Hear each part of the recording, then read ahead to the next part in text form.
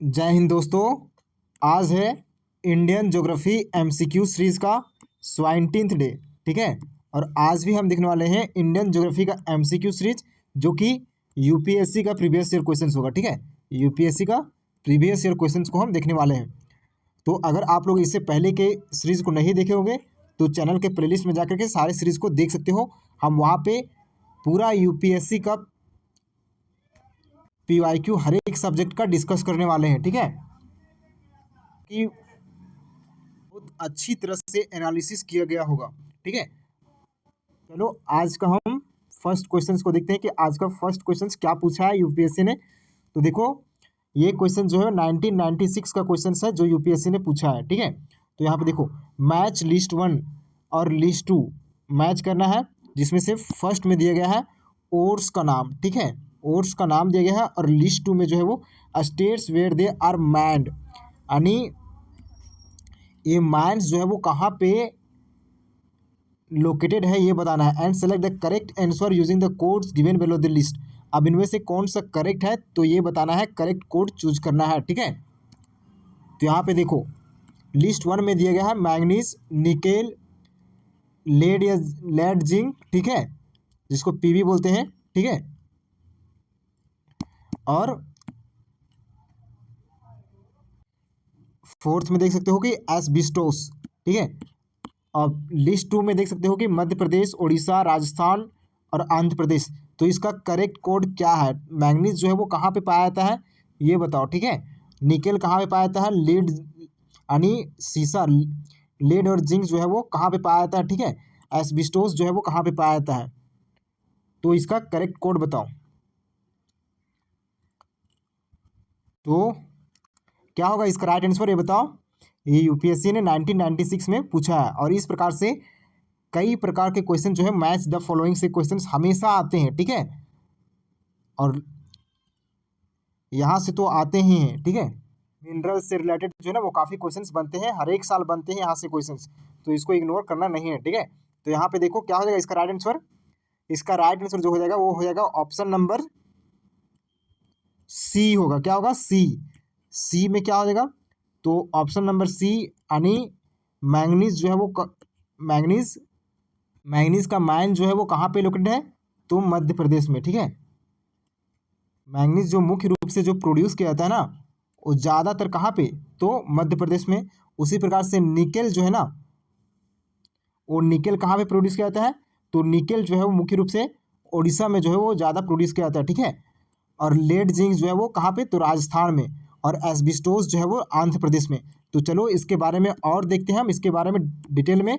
तो देखो यहाँ पे मैंगनीज मध्य प्रदेश में। ठीक है, Madhya Pradesh is an important manganese producing state के रूप में जाना जाता है। तो मैंगनीज कौन सा स्टेट जो है वो मैंगनीज प्रोड्यूसिंग स्टेट के रूप में जाना जाता है? तो कौन सा? मध्य प्रदेश। मैंगनीज का प्रोड्यूसिंग स्टेट कौन सा होगा? मध्य प्रदेश। तो ध्यान में रखना। ठीक है, मैंगनीज मध्य प्रदेश।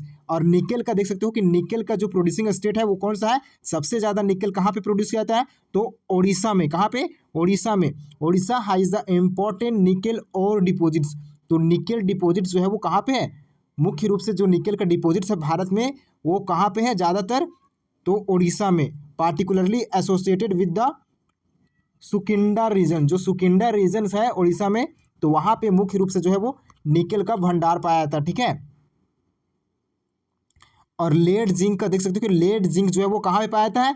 तो राजस्थान में। कहाँ पे? Rajasthan. Rajasthan is India's major lead zinc producing state के रूप में जाना जाता है। जवार माइंस। ठीक है, कौन सा माइंस? जवार माइंस। ठीक है, तो लेड जिंक का बात करें कहाँ पे? राजस्थान। उसी प्रकार से देख सकते हो कि एस्बिस्टोस जो है वो कहाँ पे पाया जाता है? तो ये आंध्र प्रदेश में। कहाँ पे? आंध्र प्रदेश में। अब हम देखते हैं नेक्स्ट, जो कि अब अगला क्वेश्चन देखने से पहले हम समझते हैं कि पॉपुलेशन स्टेबलाइजेशन क्या होता है। ठीक है, तो हम पहले इस कॉन्सेप्ट को समझते हैं, इसी के कॉन्सेप्ट के बेसिस पे जो है ना वो अगला क्वेश्चन है। ठीक है, तो पॉपुलेशन स्टेबलाइजेशन क्या होता है इसके बारे में अगर आप लोगों को पता होगा तो अभी इसी समय वीडियो को रोक करके कमेंट में बताओ। ठीक है, तो देखो यहाँ पे क्या होता है। सो population stabilization means achieving a situations where the population stops growing rapidly, यानी जैसे अभी थोड़ा जो है भारत का जो ग्रोथ रेट है ना, पॉपुलेशन ग्रोथ रेट जो है वो अभी थोड़ा सा कम है, लेकिन इससे पहले जो था ना वो काफ़ी ज़्यादा था, ठीक है। जिसके कारण क्या हुआ, तो भारत की जो जनसंख्या है वो क्या हो गया, तो वर्ल्ड में नंबर 1 पे आ गया, ठीक है। तो इसी चीज़ को बोल रहा है ना कि पॉपुलेशन एस्टेब्लिशमेंट का मतलब होता है कि पॉपुलेशन का ना ही रैपिडली रूप से ग्रो हो और ना ही जो है ना वो पूरा कम हो जाओ, पूरा कम हो जाओ, ऐसा भी नहीं है, ठीक है। यानी पॉपुलेशन एस्टेब्लिशमेंट मतलब मेंटेन रहना चाहिए, पॉपुलेशन का जो है ना वो मेंटेन रहना चाहिए, ठीक है। द पॉपुलेशन नैदर इंक्रीजेज, ना तो ज़्यादा बढ़े रैपिडली और ना ही ज़्यादा डिक्रीज कर जाए, तो उसी को हम क्या कहते हैं, पॉपुलेशन स्टेबलाइजेशन कहते हैं, ठीक है। तो इसको ध्यान में रखना, instead it remains more less stable, ठीक है। आई होप ये चीज़ समझ में आ गया होगा कि पॉपुलेशन स्टेबलाइजेशन का मतलब क्या होता है, ठीक है। तो चलो अब हम देखते हैं नेक्स्ट यहाँ पे इसके बारे में। और देखो इन इंडिया में जो है ना वो एक under national population policy, under national population policy के द्वारा 2000 में एक लॉन्ग टर्म ऑब्जेक्टिव तैयार किया गया था, जो कि पॉपुलेशन एस्टेब्लिशमेंट को लेकर के कि 2045 तक जो है ना भारत में जो पॉपुलेशन एस्टेब्लिशमेंट जो है वो निरंतर मेंटेन रहेगा, ठीक है। निरंतर मेंटेन कहे तो यानी ना तो ज़्यादा पॉपुलेशन की बढ़ोतरी होगी और ना ही ज़्यादा जो है ना वो घटेगा, ठीक है, यानी इक्वल में रहेगा। अभी जो है पॉपुलेशन क्या होगा, पॉपुलेशन जो है वो लगातार जो है ना वो रैपिडली रूप से बढ़ रहा है, जिसके कारण क्या है, तो भारत जो है वो जनसंख्या की दृष्टि से जो है वो दुनिया में पहला नंबर पे आ गया है। चीन को भी हम लोग क्या कर दिए हैं, तो पीछे छोड़ दिए हैं, ठीक है। तो यहाँ पे देखो, population establishment does not mean completely stopping population growth, it means reaching a balance चीज को ये दिखाता है पॉपुलेशन एस्टेब्लिशमेंट, ठीक है, वेयर पॉपुलेशन ग्रोथ बिकम्स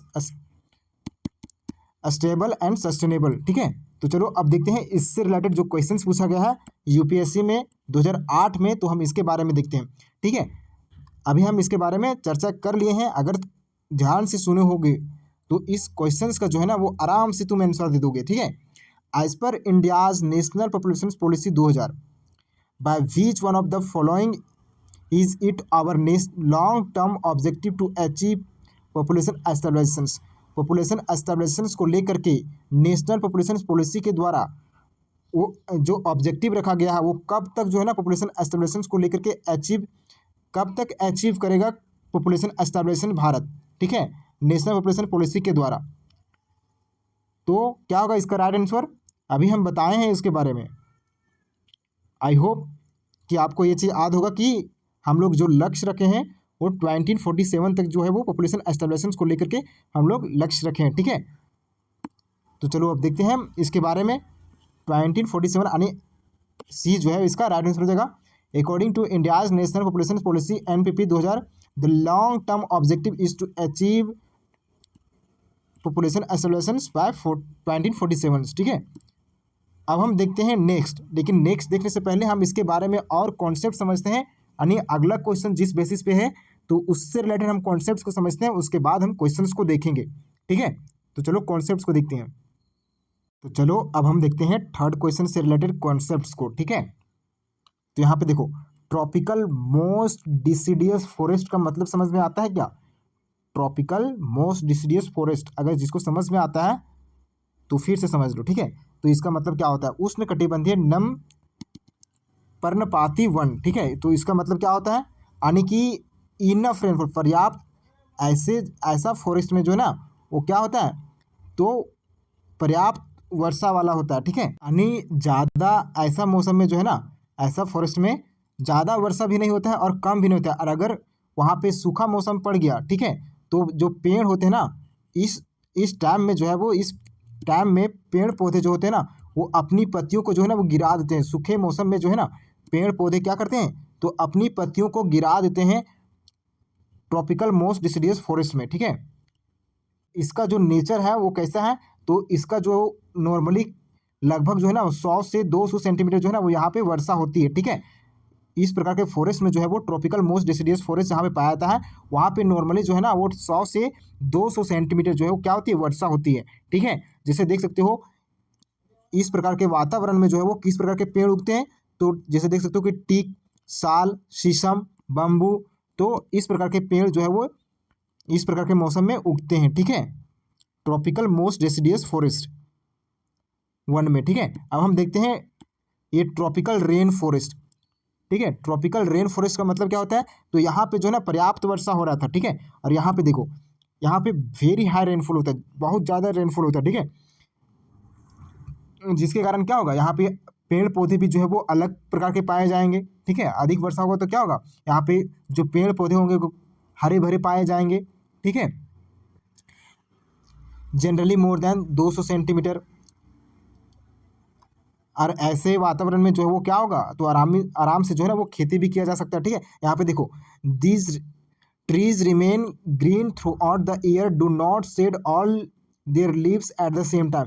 पेड़ जो है पूरे वर्ष हरे भरे रहते हैं, ऐसे ऐसे फॉरेस्ट में पेड़ जो है वो क्या होते हैं, तो हरे भरे रहते हैं और एक साथ अपनी पत्तियों को जो है ना वो नहीं गिराते हैं। ऐसे फॉरेस्ट में जो है वो एक साथ क्या करते हैं, तो अपनी पत्तियों को जो है वो नहीं गिराते हैं, ठीक है। और यहाँ पे जो है ना वो इसका इस प्रकार के फॉरेस्ट में जो है वो किस प्रकार के वृक्ष पाए जाते हैं, तो यहाँ पे देखो इबोनी, ठीक है, महोगेनी, रोजवुड, तो इस प्रकार के जो पौधे जो है वो इस प्रकार के फॉरेस्ट में जो है वो पाए जाते हैं, ठीक है, जिसको उष्णकटिबंधीय वर्षावन या सदाबहार वन भी कहा जाता है, ठीक है।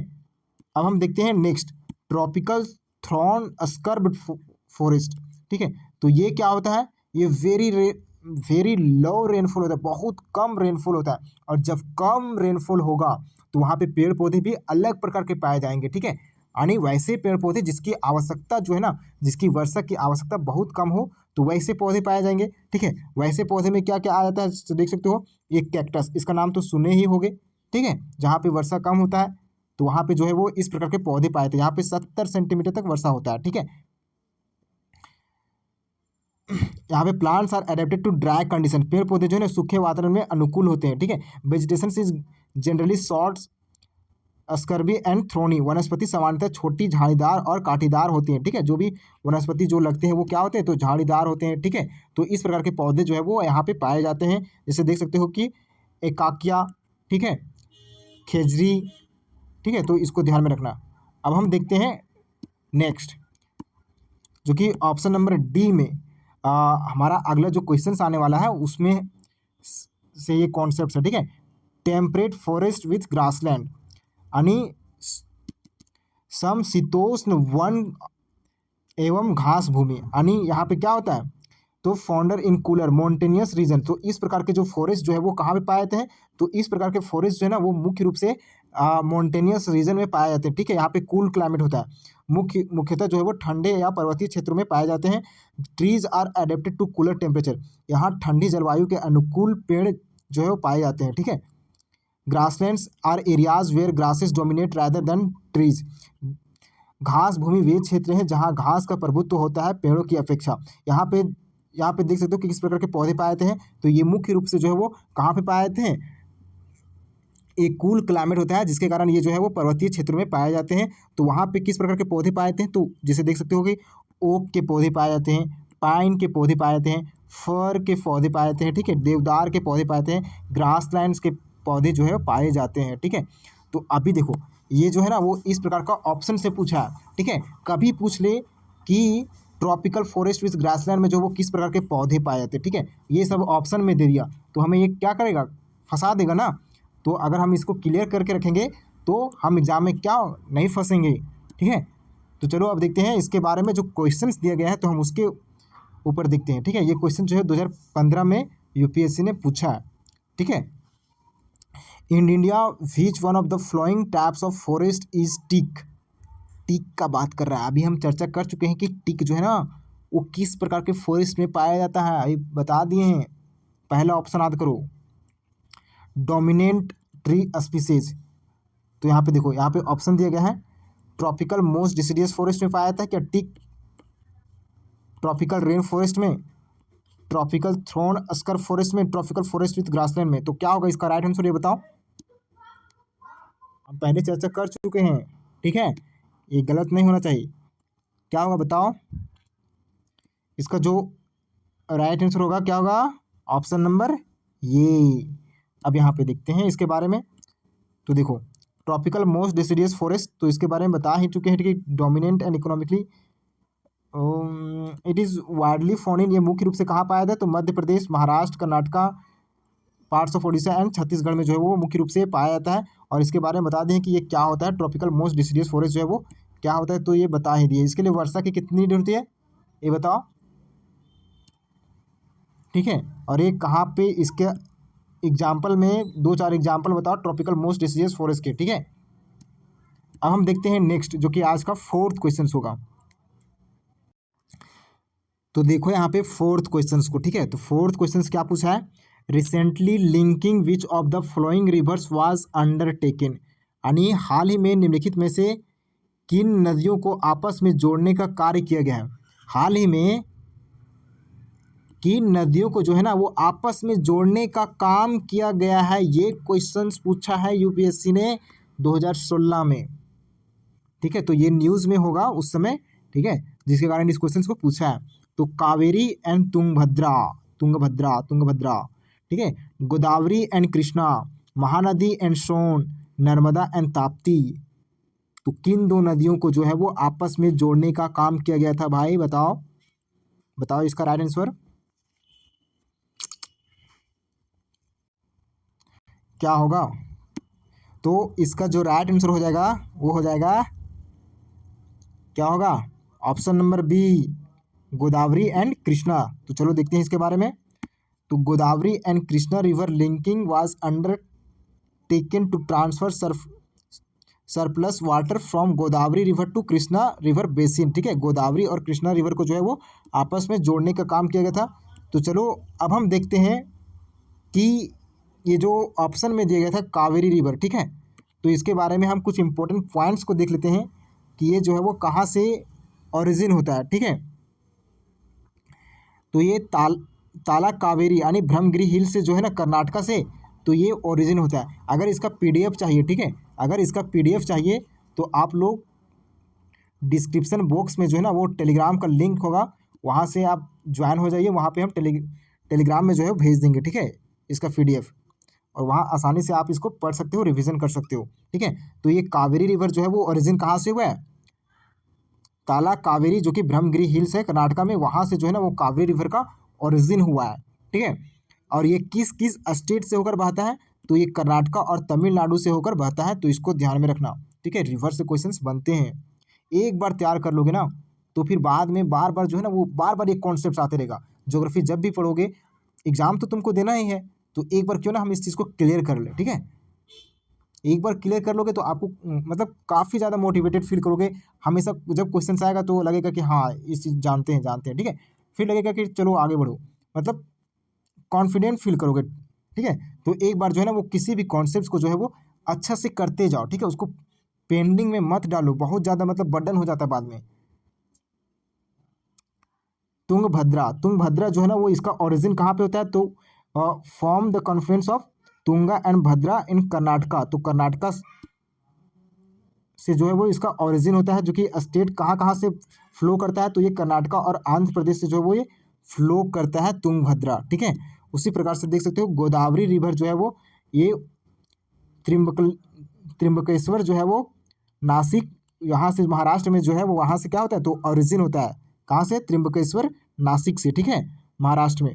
और ये किस किस स्टेट से फ्लो करता है, तो महाराष्ट्र, तेलंगाना और आंध्र प्रदेश से जो है वो गोदावरी रिवर फ्लो करती है, ठीक है। उसी प्रकार से कृष्णा के बारे में देख सकते हो, नियर महाबलेश्वर जो है वो महाराष्ट्र से ये क्या होता है, तो ओरिजिन होता है, और ये बहता किससे है, तो महाराष्ट्र, कर्नाटका, तेलंगाना और आंध्र प्रदेश से होकर के कृष्णा रिवर बहती है, ठीक है। उसी प्रकार से महानदी के बारे में देख सकते हो कि ये जो होता है वो ओरिजिन कहाँ से होता है, तो सिहावा हिल्स छत्तीसगढ़ से, कहाँ से, सिहावा हिल्स छत्तीसगढ़ से। और किस किस स्टेट से फ्लो करता है, जो छत्तीसगढ़ और उड़ीसा से होकर के ये महानदी जो है वो फ्लो करती है, ठीक है। और सोन रिवर जो है वो अमरकंटक रीजन से मध्य प्रदेश से जो है वो क्या होता है, तो ओरिजिन होता है। और किस स्टेट से फ्लो करता है, तो मध्य प्रदेश, उत्तर प्रदेश, झारखंड से होकर के सोन रिवर जो है वो बहती है, ठीक है, ध्यान में रखना, झारखंड से भी होकर के सोन रिवर बहती है, ठीक है। और नर्मदा का बात करें तो ये अमरकंटक मध्य प्रदेश से इसका ओरिजिन होता है, और ये मध्य प्रदेश, महाराष्ट्र और गुजरात से होकर के बहता है, ठीक है। उसी प्रकार से ताप्ती की बात करें तो मुल्ताई बेतुल जो कि मध्य प्रदेश में है, तो यहाँ से जो है ना इसका ओरिजिन होता है और किस किस स्टेट से फ्लो करता है, तो मध्य प्रदेश, महाराष्ट्र और गुजरात से होकर के ये रिवर जो है वो फ्लो करती है, ताप्ती रिवर। ठीक है, तो इसको ध्यान में रखना। अब हम देखते हैं नेक्स्ट, जो कि आज का 5th क्वेश्चन होगा। तो हम 5th क्वेश्चन को देखते हैं कि 5th क्वेश्चन क्या पूछा है। तो ये क्वेश्चन जो है वो यूपीएससी में 2019 में पूछा है। ठीक है, 2019 में।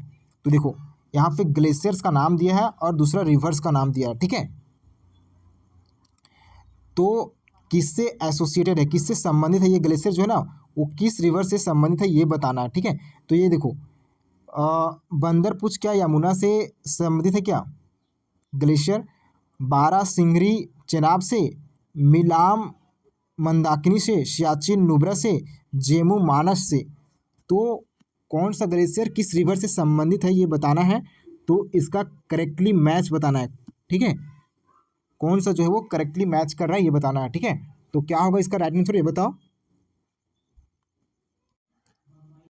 तो इसका जो राइट आंसर जो हो जाएगा 1 2 4 क्या हो जाएगा, ऑप्शन नंबर ए जो है इसका राइट आंसर हो जाएगा। ठीक है, यहाँ पे देखो ऑप्शन नंबर ए इसका राइट आंसर हो जाएगा। यहाँ पे देखो ऑप्शन नंबर ए में क्या होगा, यानी बंदरपुच जो है वो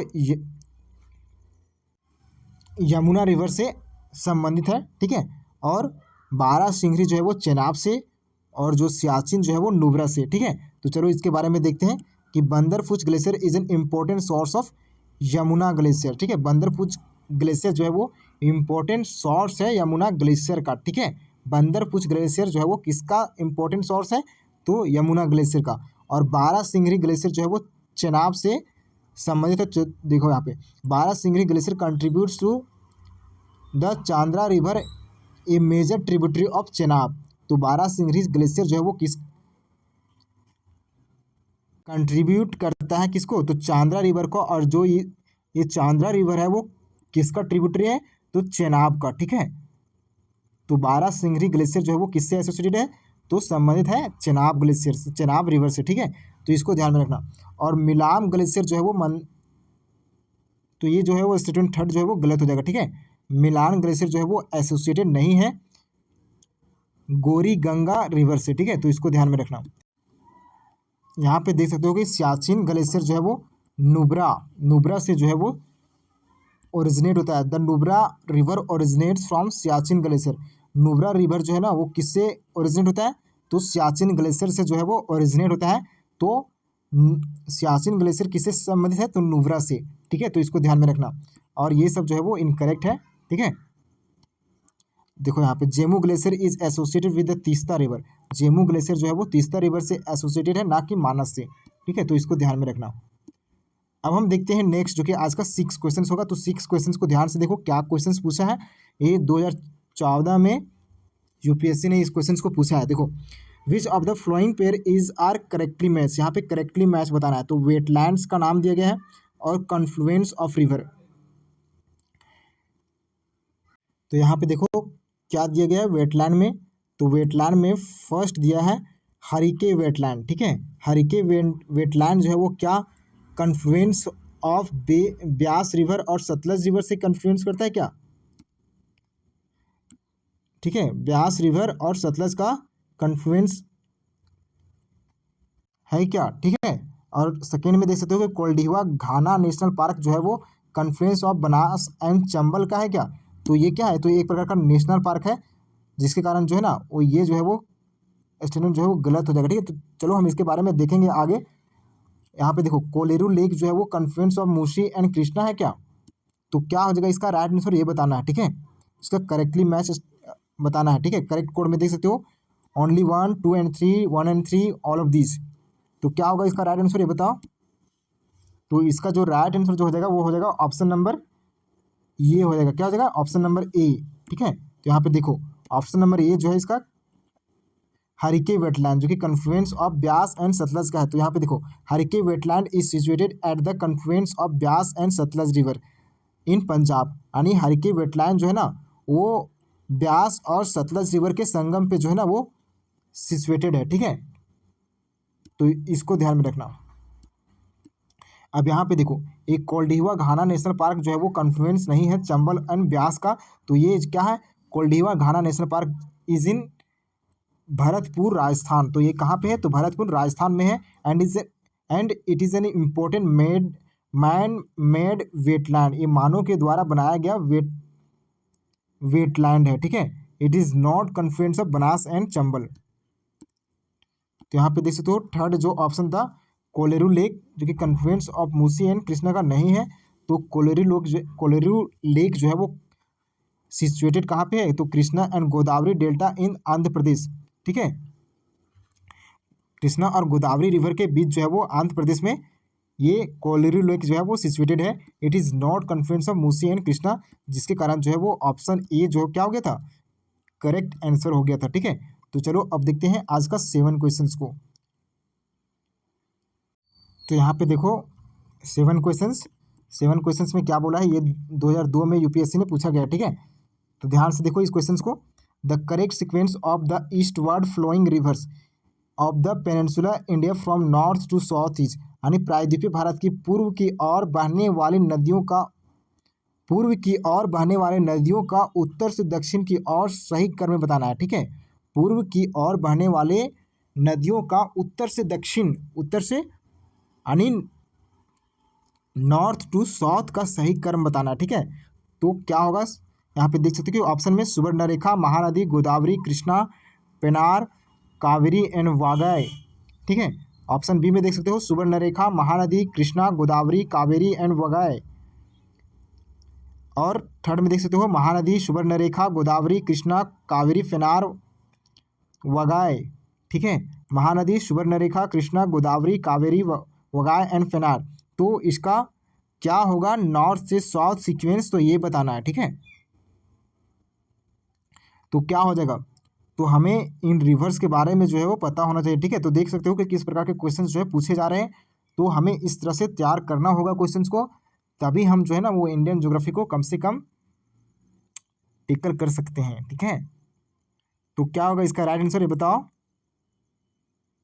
इसका राइट आंसर जो हो जाएगा वो क्या होगा पता है?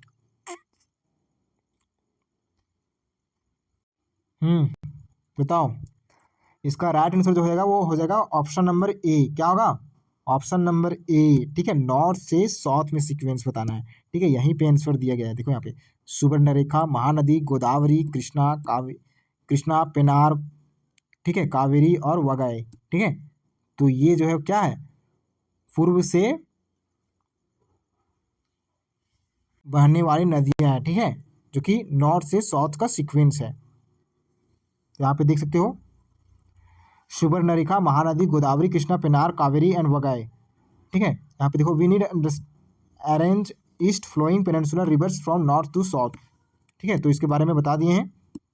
अब हम देखते हैं नेक्स्ट, जो कि आज का 8 क्वेश्चन होगा। तो 8 क्वेश्चन जो कि 1999 में क्वेश्चन को पूछा गया, ठीक है। तो लिस्ट 1 में रिवर्स का नाम दिया गया है और लिस्ट 2 में जो है वो डैम्स का नाम दिया गया है।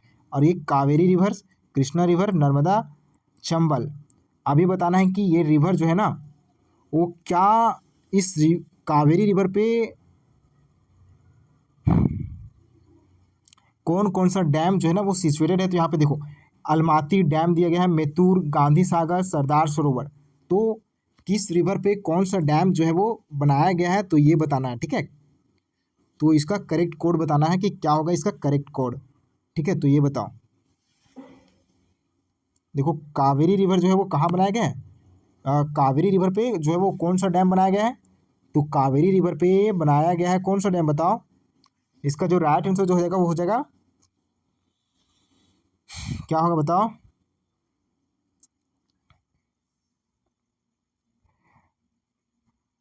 तो इसका जो राइट आंसर जो हो जाएगा वो हो जाएगा ऑप्शन नंबर, बताओ, बी हो जाएगा। बी क्या होगा? बी। यहीं पे आंसर दिया, देखो यहाँ पे कावेरी रिवर जो है ना वो मेतूर डैम पे कावेरी रिवर पे मेतूर डैम बनाया गया। कौन सा? मेतूर डैम, ठीक है। और कृष्णा रिवर पे अलमाती डैम, हाँ जी, कृष्णा रिवर पे अलमाती डैम। नर्मदा पे सरदार सरोवर डैम, चंबल पे गांधी सागर डैम, ठीक है। तो इसको याद कर लेना। ऑप्शन नंबर बी जो है इसका राइट आंसर हो जाएगा, ठीक है। अब हम देखते हैं नेक्स्ट, जो कि आज का ये कितना नंबर क्वेश्चन होगा? 9 क्वेश्चन होगा आई थिंक। 9 क्वेश्चन होगा। ये भी जो है ना यूपीएससी का प्रीवियस ईयर क्वेश्चन है, इसको लिखे नहीं है, ठीक है, तो इसको देख लेना। यहाँ पे देखो, eight which one of the flowing places do important rivers of India originate, while one of them flows towards the north and merges with another important river flowing towards the Bay of Bengal, whereas the other one flows towards the Arabian Sea। यहाँ पे देखो ध्यान से, हिंदी वाले लोग यहाँ पे देखो, निम्नलिखित में से किस स्थान पर भारत की दो महत्वपूर्ण नदियाँ जो है ना उद्गमित होती है, जिनमें से एक नदी उत्तर की ओर बहकर बंगाल की खाड़ी की ओर बहने वाला एक अन्य महत्वपूर्ण नदियों में मिल जाती है, ठीक है। बोल रहा है कि निम्नलिखित स्थान पर भारत की दो महत्वपूर्ण नदियाँ जो है ना वो उद्गमित होती है, यानी वहाँ से निकलती है। किस स्थान पर जो है ना भारत दो महत्वपूर्ण नदियाँ जो है वो निकलती है, जिनमें से एक जो है ना एक बह करके कहाँ चल जाती है, तो बंगाल की खाड़ी में चल जाती है, और एक जो है वो दूसरी जो है वो अरब सागर की ओर बहने लगती है। तो ये कौन सी रिवर है, यहाँ पे कौन सा जगह है, ठीक है, प्लेस का नाम बताना है। अमरकंटक, बद्रीनाथ, महाबलेश्वर, नासिक, ठीक है। तो एक रिवर जो है वो कहाँ चली जाती है, एक रिवर जो है वो एक ही जगह से क्या होती है, एक ही जगह से निकलती है और चली जाती है। एक जो है वो बंगाल की बे ऑफ बंगाल में, और एक जो है वो अरेबियन सी में। तो ये बताना है, ठीक है। तो क्या होगा इसका राइट आंसर, ये बताओ। तो इसका जो राइट आंसर जो हो जाएगा वो हो जाएगा, क्या होगा बताओ, अमरकंटक, बद्रीनाथ, महाबलेश्वर, नासिक। तो अमरकंटक क्या होगा, अमरकंटक जो है इसका राइट आंसर हो जाएगा, ठीक है। तो यहाँ पे देखो अमरकंटक जो है इसका राइट आंसर होगा, क्यों होगा, तो यहाँ पे देखो एट अमरकंटक जो कि मध्य प्रदेश में है, टू इम्पोर्टेंट रिवर जो है वो ओरिजिनेट होता है, ठीक है। जो कि कौन कौन सा रिवर, तो नर्मदा और सोन रिवर, ठीक है, जो कि वेस्टवर्ड फ्लोइंग करता है, ड्रेन्स इनटू अरबियन सी। और ये कहाँ पे गिर जाता है, नर्मदा रिवर जो है वो अरबियन सी में गिर जाती है, ठीक है। और सोन रिवर जो है वो ईस्टवार्ड जो है वो फ्लो करती है और जाके ज्वाइन करती है गंगा को, एंड अल्टीमेटली रूप से जो है वो बे ऑफ बंगाल में गिर जाती है, ठीक है। So the question description of the Amarkantak is perfectly match, ठीक है। तो अब हम देखते हैं नेक्स्ट, जो कि आज का 10 क्वेश्चन होगा और जो कि लास्ट क्वेश्चन होगा। ये यूपीएससी में 2009 में पूछा गया है।